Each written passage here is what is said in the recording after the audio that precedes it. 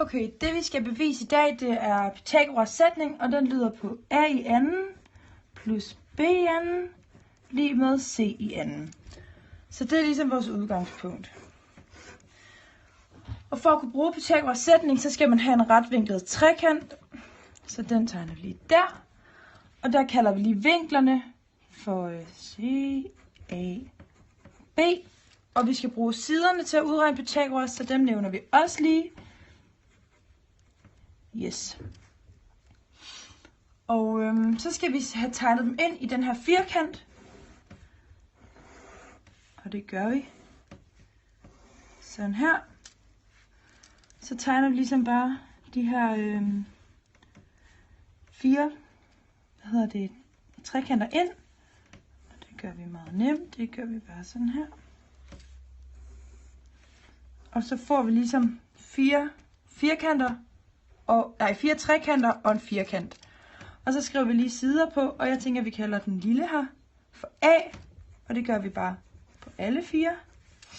Og så kalder vi den lange for B.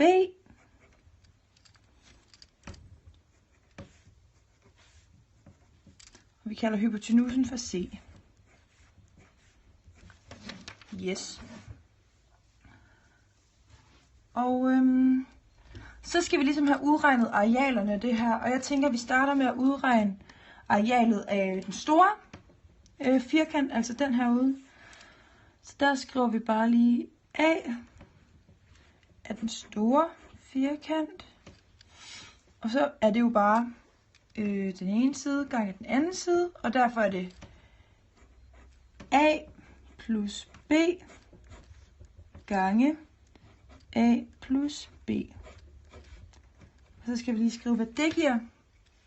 Og det giver bare A i anden plus B i anden plus 2AB.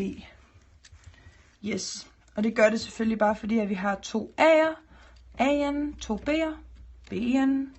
Og så har vi en AB, og vi har en AB. Så 2AB. Yes. Så skal vi udregne arealet af de fire trekanter. Og der skriver vi bare lige A af 4 trekanter. Og der, fordi vi har 4, så starter vi lige med at skrive 4 gange. Og så fordi vi er en trekant, der skal du altså tage halvdelen, eller dividere med en halv, ikke? Så vi starter, det skriver vi også lige gange med en halv.